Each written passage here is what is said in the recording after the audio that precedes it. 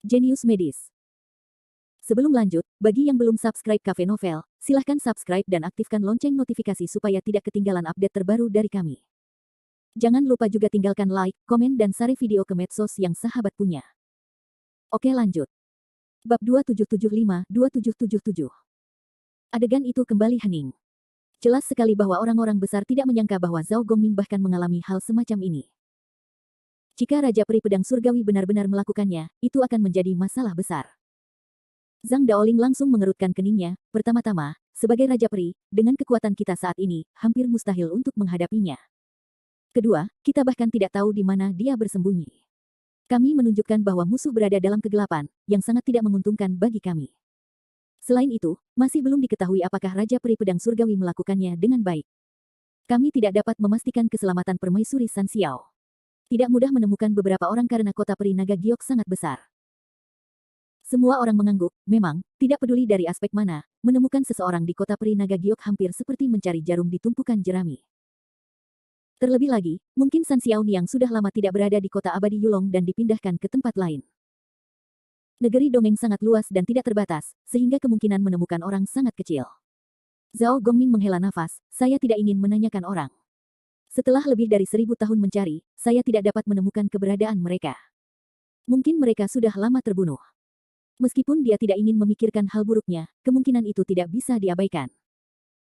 Ge Hong mengerutkan kening dan berkata, orang tua Zhang, masih terlalu dini bagimu untuk datang ke kota abadi Yulong. Apakah kamu memahami Raja Abadi Pedang Surgawi? Zhang Daoling langsung menggelengkan kepalanya dan berkata sambil tersenyum pahit, dia adalah Raja Surgawi. Di mana saya bisa mengetahui akar dan dasarnya? Terlebih lagi, Raja Peri Pedang Surgawi selalu misterius. Naga bisa melihat kepalanya tapi tidak bisa melihat ekornya. Bahkan lokasi kediamannya pun punya banyak jenis pemandangan. Oh, apakah dia lebih dari satu rumah besar? Atau, Wen Qiong mengangkat alisnya. Yah, dikatakan bahwa Peri Tianjian tinggal di distrik selatan lingkaran ketiga, tetapi dikatakan juga bahwa dia tinggal di distrik utara, dan sepertinya ada tempat tinggalnya di distrik timur dan barat. Beberapa rumah besar itu dikabarkan menjadi tempat tinggalnya, tetapi setelah jangka waktu tertentu, ternyata tidak. Oleh karena itu, tidak ada yang tahu persis di mana dia tinggal. Kata-kata Zhang Daoling membuat semua orang yang hadir tercengang. Kecuali Tuan Kota, 3 istana lainnya pada dasarnya diketahui oleh dunia luar. Mereka berada di distrik timur, barat dan utara. Masuk akal untuk mengatakan bahwa istana tempat tinggal Raja Peri Pedang Surgawi secara default seharusnya berada di distrik selatan, tetapi itu karena seseorang telah melihat istananya di distrik lain lebih dari sekali. Terlebih lagi, istana-istana itu telah berganti pemilik setelah beberapa waktu. Beberapa orang mengatakan bahwa Raja Peri Pedang Surgawi melakukan ini demi mengunjungi gunung dan sungai untuk merasakan kesegaran. Namun, beberapa orang mengatakan bahwa dia sengaja melepaskan tembakan untuk berpindah tempat, menyembunyikan jejaknya, atau merencanakan upload yang sangat besar, tetapi tidak ada pernyataan yang akurat. Mungkin itu sebabnya saudara Gongming tidak dapat mengetahui detail Raja Peri Pedang Surgawi sepanjang waktu. Dia terlalu berhati-hati. Jelas sekali, seorang Raja Peri tidak akan memiliki cukup uang untuk tinggal di dalamnya. Titik. Dia pasti punya rencana lain. Adapun tujuan sebenarnya, tidak diketahui. Artinya, tidak ada cara untuk memeriksanya. Ge Hong mengerutkan kening. Dia tidak puas dengan hasilnya. Saat ini, tidak ada cara yang baik. Zhang Daoling menghela nafas, sebagai Raja Abadi, bahkan jika keberadaannya terungkap, bagaimana orang lain berani mengungkapkan kekuatannya dengan mudah. Itu adalah tempat sebesar kota Peri Naga Giok itu sendiri. Hanya ada 5 Raja Peri. Selama Anda ingin tinggal di kota abadi Yulong, Anda tidak dapat menyentuh kepala Raja Abadi Tianjian kecuali Anda lelah hidup. Bukankah peri lain menyukainya? Saya rasa saya tidak akan menyembunyikan jejaknya, kata Wen Qiong tanpa berpikir. Zhang Daoling menggelengkan kepalanya lagi. Agak diterima begitu saja bahwa 5 Raja Abadi adalah dalam keadaan checks and balances. Begitu mereka memilih untuk mengungkap jejak Raja Abadi Pedang Surgawi, itu berarti mereka membentuk aliansi dan merusak keseimbangan saat ini. Sejujurnya, mustahil bagi mereka untuk merusak keseimbangan saat mereka saling berjaga-jaga. Siapa yang tahu kalau ini jebakan? Wen Qiong membuka mulutnya dan tidak dapat menemukan kata-kata untuk dibantah. Karena itu adalah fakta dan kenyataan. 5 makhluk abadi telah menjaga keseimbangan yang rumit ini satu sama lain selama ratusan ribu tahun. Tak satu pun dari mereka dapat mengambil tindakan sebesar itu. Berisiko merusak keseimbangan. Bagaimanapun, mereka telah berjuang selama bertahun-tahun. Mereka sangat jelas tentang bobot satu sama lain, dan tidak ada kemungkinan tindakan gegabah. Apakah tidak ada kekuatan lain? Misalnya Federasi Xiancheng, kata Li Xuanwu tiba-tiba. Zhang Daoling tertegun dan segera menggelengkan kepalanya. Federasi Negeri Peri tidak takut pada 5 Raja Negeri Dongeng. Bahkan energi di belakang mereka lebih mengerikan daripada 5 Raja Negeri Dongeng. Tapi apa alasan mereka menyinggung 5 Raja Abadi? Tentu saja, itu hanya menyelidiki Raja Peri Pedang Surgawi, tetapi Raja Peri tidak mudah terprovokasi. Bagaimana Federasi Xiancheng dapat membantu kita menyelidiki Raja Peri Pedang Surgawi? Saya khawatir tidak mudah untuk menyelesaikan masalah yang menyinggung Raja Abadi, bahkan jika itu adalah Federasi Xiancheng. Masalah ini langsung membingungkan Li Xuanwu dan lainnya. Ya, Federasi Negeri Dongeng tidak akan takut dengan 5 negeri ajaib, tapi bukan berarti orang akan meminta masalah untuk menyinggung 5 negeri ajaib. Terlebih lagi, Federasi Negeri Ajaib tidak punya alasan untuk membantu mereka. Tidak ada alasan, bukan berarti tidak ada cara bagi mereka untuk membantu, kata Jericho Lee. Apa yang kamu katakan? Kerumunan melihatnya dengan heran. Seperti kata pepatah, selama ada cukup kepentingan, orang-orang dari Asosiasi Negeri Dongeng mungkin tidak bisa menyinggung 5 Raja Negeri Dongeng, bukan? Senyuman tipis muncul di wajah Jericho Lee. Zhang Daoling mengerutkan kening, alasannya adalah alasan ini, tetapi tidak mudah untuk melakukannya. Terserah orang, dan ada terobosan, bukan? Jericho Lee berkata dengan tenang. Ketika mereka semua tercengang, Wen Qiong terkejut dan berkata, maksudmu Ding Jue? Ya, dia hanyalah alat yang bisa digunakan. Saya yakin Federasi Negeri Dongeng pasti memiliki informasi tentang 5 Raja Negeri Dongeng. Kalaupun tidak, pasti ada seseorang yang mengetahui tren spesifik dari 5 Raja Negeri Dongeng atau menyelidikinya detailnya. Buka saja Ding Jue dan lanjutkan ke baris ini, Jericho Lee sepertinya punya rencana. Beberapa orang saling memandang. Sejujurnya, dalam hal ini, Jericho Lee tidak mengatakan apapun yang salah, tetapi apakah sukses itu semudah itu? Ada sesuatu yang mencurigakan pada mereka. Itu sama saja. Ding Jue adalah peran kecil, dia pasti tidak bisa melakukannya, tapi jika dia ingin menonjol di Federasi Xiancheng, dia harus naik. Selama dia bisa menemukan pendukung, dia bisa menyediakan kami dengan informasi yang sesuai. Dan sumber daya yang mereka inginkan persis seperti yang dapat saya berikan. Bab 2776. Inilah kepercayaan diri Jericho Lee. Tidak ada seorang pun di dunia ini yang tidak dapat dibeli. Apa yang akan kamu lakukan? Zhang Daoling bertanya. Jangan khawatir untuk saat ini. Pertama, lakukan pekerjaan dengan baik dalam tugas pemula resimen tentara bayaran, dan lakukan pekerjaan dengan baik dalam kamuflase di tahap awal. Orang-orang dari Federasi Xiancheng tidak boleh ragu. Kapan kamu tingkatkan ke resimen tentara bayaran besi hitam, Anda dapat membeli Ding Jue setelah Anda secara resmi melakukan tugas tersebut. Jericho Lee selalu berhati-hati. Semakin dia saat ini, dia harus semakin tenang. Dia tidak boleh menunjukkan kakinya, atau dia tidak perlu membicarakan rencana tindak lanjutnya. Kamu punya rencana. Mereka juga khawatir dia tidak tahu dan tidak punya rencana. Jericho Lee meregangkan pinggangnya, mencari orang dan menyelidiki urusan Raja Peri Pedang Surgawi, mari kita kesampingkan dulu. Untuk saat ini, mari kita bicara tentang apa yang akan dilakukan tim besok. Tetapi semua orang curiga dan menemukan bahwa tugas tersebut mengungkapkan banyak keraguan yang tidak masuk akal, dan juga dikaitkan dengan Raja Peri Pedang Surgawi. Hal ini membuat masyarakat harus curiga ada yang salah dengan tugas tersebut, yang mungkin merupakan jebakan. Zhang Daoling memandang Zhao Gongming. Karena misi ini melibatkan Raja Peri Pedang Surgawi, kita harus menyelidiki masalah ini dengan jelas. Kita tidak boleh mengesampingkan bahwa misi ini adalah jebakan, jadi kita harus berhati-hati. Pikirkan semua situasi sebanyak mungkin dan persiapkan responsnya. Agar tidak lengah. Mereka semua mengangguk dan duduk untuk mendiskusikan tindakan pencegahan. Keesokan harinya, mereka pergi ke stasiun pos Donglong. Sesampainya di sini, Jericho Lee melihat alun-alun stasiun pos penuh dengan kotak besi besar. Banyak orang yang sibuk di sana, membawa kotak besi ke mobil perkakas. Gerobak perkakas ini juga sangat aneh. Bentuknya seperti kereta, tapi bukan kuda yang digunakan untuk menarik kereta. Makhluk itu tingginya 5 meter, ditutupi bulu, seperti singa dan unta. Ini. Jericho Lee mengangkat alisnya. Zhao Gongming menjawab, namanya unta singa. Itu salah satu makhluk unik di negeri dongeng. Itu sejenis monster. Sudah dijinakkan selama bertahun-tahun. Unta singa itu besar dan kuat. Seperti kotak besi ini, ia bisa menarik 3. Itu tidak merepotkan membesarkan benda ini, itu hanya membakar uang. Jericho Lee tiba-tiba menyadari bahwa, singkatnya, unta singa ini adalah sejenis hewan yang khusus dijinakkan oleh orang-orang negeri dongeng untuk mengangkut barang. Tentu saja, unta singa jauh lebih kuat daripada kuda. Tidak peduli ukuran atau kekuatannya, seekor unta singa dapat menampung setidaknya 20 ekor kuda. Aneh sekali kalau tidak perlu menggunakan cincin penyimpanan. Kalau harus menggunakan unta singa untuk menariknya, kali ini harus buang banyak uang. Apalagi kecepatan unta singa menarik barang tidak secepat itu, kata Zhang Daoling dengan wajah bingung. Orang lain bergumam. Jericho Lee memberitahu mereka tentang hal itu sebelumnya, jadi mereka tidak mengerti apa yang dipikirkan majikannya. Perhatikan dulu, jangan sampai mereka memperhatikan apa yang kita katakan, bisik Ge Hong. Kerumunan itu mengangguk pelan dan kemudian pergi ke kerumunan. Pria yang ditemui Jericho Lee kemarin melihat mereka dan bertanya dengan santai, apakah Anda resimen tentara bayaran yang berpartisipasi dalam pengawalan ini? Jericho Lee mengangguk dan tidak lupa berpura-pura bahwa dia adalah generasi kedua yang abadi. Zhang Daoling dan yang lainnya juga sangat kooperatif dalam bertindak. Mereka mundur dan menjaga jarak tertentu dari Jericho Lee, seperti pelayan dan penjaga. Dan mereka juga memperhatikan tanda pakaian di bahu kiri pria itu saat ini. Meskipun warna pakaiannya tidak terlalu mengesankan, mereka masih dapat melihatnya dengan jelas dari jarak dekat. Satu pedang, satu pedang. Hal ini membuat Zhao Gongming perlahan mengepalkan tangannya. Tinju, tapi dia masih menahannya. Pihak lain melirik Jericho Lee, lalu melihat ke beberapa orang di belakangnya, dan tiba-tiba tertawa, selamat datang untuk mengawal kumpulan barang ini. Pertama, saya akan memperkenalkan diri kepada Anda.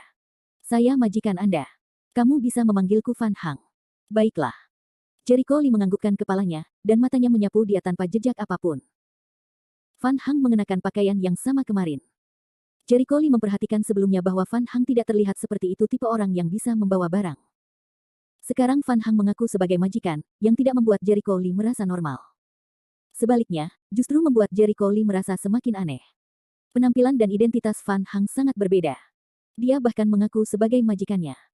Artinya, kotak besi aneh ini dibawa oleh orang-orang Fan Hang dari segala penjuru kota abadi Yulong. Seperti yang dikatakan Zhao Gongming barusan, tidak merepotkan untuk mengangkat barang-barang ini dengan menarik singa dan unta, tapi itu menghabiskan banyak uang. Dengan kata lain, Fan Hang tidak kekurangan uang. Karena dia tidak kekurangan uang, dia dapat membawa susunan teleportasi secara langsung dan pergi ke berbagai tempat untuk mengumpulkan kotak besi besar. Anda tidak perlu melakukan apapun untuk melepaskan tugas dan membiarkan orang lain melaksanakannya. Tapi Fan Hang sekarang mengirimkan singa dan unta dalam jumlah besar. Bukankah lebih mahal? Jericho Lee tidak melihat bahwa dia sedang menabung. Sebaliknya, dia tampaknya menghabiskan lebih banyak uang. Bagaimanapun, Jericho Lee semakin bingung. Kamu bisa menunggu di sini, menunggu para pekerja membawa semua barang, dan berangkat dengan sedikit penyesuaian. Fan Hang menyapa dan berbalik untuk pergi. Melihat punggungnya, semua orang saling memandang, bingung. Jelas, tidak hanya Jericho Lee yang melihat masalahnya, tetapi orang lain juga melihatnya, tetapi semakin mereka melihatnya, mereka semakin bingung. Apa yang dipikirkan orang-orang ini? Wen Qiong tidak ragu lagi. Kalau belum paham, jangan tanya sebentar. Kamu selalu bisa mencari tahu, kata Ge Hong. Meski aneh, namun ada satu hal yang tidak mungkin salah, yaitu apapun yang terjadi, tunggu saja dan lihat apa yang terjadi. Setengah jam kemudian, semua kotak besi dibawa ke gerbong singa dan unta. Fan Hang menghitung jumlah barangnya, lalu berkata dengan suara keras, semuanya, kalian bisa mulai. Segera, iring-iringan unta singa yang perkasa berangkat ke timur kota Heilongxian. Sesuai permintaan Fan Hang, 6 orang dipisahkan berpasangan, masing-masing berjalan di sisi kiri dan kanan serta di depan tim. Sedangkan untuk tim, orang-orang Fan Hang sendirilah yang bertanggung jawab atas penyisiran terakhir. Untuk menjaga sikap low profile sejauh mungkin, Jericho Lee tidak memilih untuk terbang di udara kekaisaran, yang terlalu mencolok, jadi dia memilih untuk berjalan dengan cara yang paling rendah hati. Saat dia berjalan, dia memperhatikan tim. Dia dan Zhang Daoling berjalan di sisi kanan iring-iringan mobil. Ketika mereka berbelok ke kiri, mereka melihat tubuh tinggi unta singa dan 3 kotak besi di mobil. Bobot kotak besi itu berat, dan roda-rodanya terguling di jalan, meninggalkan bekas roda yang dalam. Ketika dia pergi ke sisi barat kota untuk mengambil kotak besi tersebut, dia merasa kotak besi itu sepertinya berisi barang-barang yang sangat berat, namun ada larangan tertentu di luar kotak besi tersebut, yang dapat menghalangi orang untuk menjelajah. Saat itu, ia juga menahan diri untuk mengeksplorasi hal-hal yang tidak boleh dieksplorasi. Sekarang situasinya berbeda. Tim ini terlibat dalam Raja Peri Pedang Surgawi. Raja Peri Pedang Surgawi diduga adalah orang yang menangkap wanita San Xiao. Fan Hang mungkin adalah anjing pelari Raja Peri Pedang Surgawi. Sejujurnya, Fan Hang mungkin masih menjadi musuhnya. Bagi musuh tidak perlu memperhatikan aturan dan ketentuan itu, kebajikan. Bab 2777. Ada larangan pada kotak besi ini. Dengan kemampuanku, aku bisa memecahkannya, tapi aku khawatir aku tidak bisa memecahkannya kali ini. Jericho Lee sedikit mengernyit. Dia ingin langsung melanggar larangan tersebut, tetapi jika dia melakukannya sekarang, dia akan diperhatikan oleh Fan Hang. Saat ini, apakah Fan Hang adalah anjing pelari Raja Peri Pedang Surgawi, belum ditentukan. Dia tidak bisa menakuti ular itu, kalau tidak maka akan mempengaruhi masa depan. Setelah memikirkannya, Jericho Lee masih melepaskan gagasan untuk melanggar larangan dan mengamati perubahannya. Ia yakin, karena ada masalah dengan kotak besi dan tim, pasti ada saatnya jawabannya akan terungkap. Dia tidak perlu terburu-buru sejenak. Tim berjalan sangat lambat sehingga hari sudah gelap. Menurut rencana perjalanan, dibutuhkan waktu sekitar 3 hari dari kota Yulongxian ke kota Heilongxian, terutama karena kecepatan mobil unta singa relatif lambat. Jauh lebih cepat untuk kembali. Saat ini, waktu tugas pemula Jericho Lee dan yang lainnya telah melewati 5 hari, dan waktu tugas terpendek adalah 10 hari, jadi jika mereka terburu-buru meningkatkan, mereka dapat kembali tepat waktu setelah mengirimkan barang, dan masih ada 2 hari lagi. Ada banyak waktu, tapi masalahnya tidak ada kesalahan dalam perjalanan. Namun, jelas Jericho Lee merasa misi ini tidak akan berjalan mulus. Sebaliknya, ia selalu memiliki firasat akan terjadi sesuatu. Pukul 8 malam, iring-iringan mobil dihentikan sementara. Awalnya, sebagai sekelompok orang dengan prestasi tinggi, mengemudi sepanjang malam tanpa istirahat boleh saja, tetapi singa dan unta tidak bisa. Mereka harus istirahat dan menyesuaikan diri, seperti halnya kuda yang harus istirahat di tengah malam untuk menambah makanan dan rumput. Bagaimana mereka bisa mentolerir penundaan seperti itu? Wajah Zhang Daoling membingungkan. Sejujurnya, meskipun Jericho Lee tidak menyadari masalahnya pada awalnya, mereka juga dapat melihat sesuatu yang aneh pada saat ini. Jelas sekali sesuatu mungkin terjadi pada malam hari, pikir Zhao Gongming. Oh. Kerumunan mengangkat alis. Awas kalau sudah malam. Hati-hati. Jericho Lee mengingatkan beberapa orang untuk segera mendirikan kemah. Di malam hari, sudah jam 12. Luangkan waktu ini waktunya bagi semua orang untuk tidur, dan Jericho Lee serta yang lainnya tidur di tenda, tetapi tetap terjaga, diam-diam mengamati pergerakan di luar. Sekarang sudah jam 12. Kenapa belum juga terjadi? Wen Xiong sedikit bingung. Tunggu dan lihat, Zhao Gongming terus mengamati bagian luar, dia tidak percaya dengan operasi ini. Ini bukanlah hal yang aneh. Itu terlalu tidak masuk akal. Setelah menunggu beberapa saat, wajah Ge Hong tiba-tiba berubah, sesuatu telah terjadi. Saya melihat, di sisi kiri tim unta singa, tiba-tiba bayangan gelap lewat. Kecepatan bayangannya sangat cepat hingga menghilang dalam sekejap. Jika Anda tidak mengamatinya dengan cermat, Anda akan mengira itu hanya kebingungan. Bayangan hitam menyapu ke tengah-tengah tim unta singa. Alih-alih menyerang semua kotak besi seperti yang diharapkan Jericho Lee dan yang lainnya pada awalnya, dia malah mendatangi salah satu kotak besi. Begitu dia menyalin, kotak besi itu menghilang. Pada saat yang sama, dia mengganti kotak besi dari cincin penyimpanan dan menaruhnya di mobil. Pergerakan penempatan kotak besi tersebut sangat besar, namun bayangan gelap jelas menahan kotak besi tersebut dengan aura dan meletakkannya dengan lembut, sehingga tidak ada suara sama sekali. Dengan cara ini, musang untuk pangeran telah selesai. Kemudian, bayangan itu kembali ke kotak besi lain, dan mengganti kotak besi lainnya. Apa yang dia lakukan? Zhang Daoling tidak begitu mengerti. Aneh, apa yang dia lakukan dengan kotak besi itu? Wen Qiong juga bertanya-tanya, apakah kotak besi itu istimewa? Seharusnya begitu, kata Li Xuanwu sambil berpikir. Benda-benda di dalam kotak besi itu pasti sangat istimewa. Belum tentu. Jericho Lee menggelengkan kepalanya. Mungkin yang terjadi justru sebaliknya. Isi kotak besinya sangat istimewa. Isi kotak besi yang digantinya sangat umum. Ya, aku hanya tidak tahu apa tujuannya, Li Xuanwu mengerutkan kening. Lihat lagi. Setelah mengganti 4 kotak besi berturut-turut, bayangan gelap bersiap untuk pergi secara diam-diam. Saat ini, bayangan lain tiba-tiba muncul dan berhenti di depannya. Apa yang kamu lakukan dengan terburu-buru? Kamu. Bayangan itu terkejut dan tiba-tiba berhenti. Keenam orang di tenda itu bingung. Orang ini sudah lama mengetahuinya. Zhao Gongming terkejut, dan Fan Hang berdiri di depan bayangan itu. Dilihat dari kecepatan gerakan Fan Hang barusan, sepertinya kekuatannya tidak sederhana, dan Fan Hang sepertinya sudah menduga akan ada seseorang yang datang malam ini, jadi dia tetap berada di depan. Seharusnya begitu, dan aneh dia tidak keluar sampai bayangan menggantikan kotak besi itu. Awalnya tidak muncul, Jericho Lee memberikan perhatian khusus pada hal ini. Apa yang direncanakan oleh Fan Hang? Penonton terus menonton. Di sini, kemunculan kipas gantung membuat bayangan terlihat sedikit bingung. Dia menutupi wajahnya, tapi matanya jelas terlihat bingung dan gelisah. Terlihat dia terlihat takut pada Fan Hang. Apakah kamu benar-benar mengira aku tidak memperhatikan gerakanmu? Fan Hang mencibir. Ada bayangan di mata bayangan gelap itu. Kamu sudah menemukanku. Aku menyadarinya begitu kamu muncul, tapi aku sengaja menunggu kamu mengganti barang-barangku sebelum aku keluar. Mata Fan Hang tertuju pada kotak besi yang diganti. Jika tebakanku benar, isi kotak besi ini cukup untuk membunuhku. Kamu. Bayangan itu terkejut, tapi tidak bisa membantah. Kamu tidak perlu terlalu marah. Lagi pula, aku sudah menjadi lawanmu selama bertahun-tahun, dan aku tahu siapa kamu. Mulut Fan Hang penuh dengan sarkasme. Hal ini membuat 6 orang dalam kegelapan saling memandang. Apa yang dimaksud Fan Hang dengan itu? Apakah dia mengenal pria berbaju hitam itu? Terlebih lagi, sepertinya dia adalah tipe orang yang mengetahui akar dan dasarnya. Ge Hong terkejut. Yah, kedengarannya seperti ini, dan kotak besi yang diganti oleh pria berbaju hitam sepertinya membawa masalah besar pada kipas gantung, artinya isi kotak besi asli mungkin bukan apa-apa, tapi isi kotak yang diganti sangat istimewa, kata Jericho Lee dengan binar di matanya. Kipas gantung. Pria berbaju hitam itu mengepalkan tinjunya dengan keras, tapi dia jelas tertahan. Meskipun dia marah, dia mengendalikan suaranya. Lagi pula, pada kesempatan ini, terlalu keras akan mengganggu orang lain. Faktanya, orang yang telah mencapai level Sanxian ke atas sangat waspada. Jika mereka ingin tidak terlihat, mereka harus menggunakan metode yang mirip dengan transmisi suara pikiran ilahi, sehingga sulit dideteksi oleh orang luar. Apa yang dikatakan pria berbaju hitam dan kipas angin itu mirip dengan cara transmisi suara melalui pikiran ilahi, yang hanya dapat didengar oleh orang yang mengamati secara khusus. Beraninya kau membodohiku. Hitam sudah sangat marah, sepasang mata melonjak karena marah, sangat tidak bisa dihancurkan. Fan Hang berkata dengan dingin, kamu tidak perlu mengaum terlalu keras. Aku tidak ingin melakukan ini. Jika kamu memikirkan tentang apa yang telah kamu lakukan dan apa yang akan kamu lakukan untuk orang itu, kamu seharusnya tahu lebih baik daripada saya.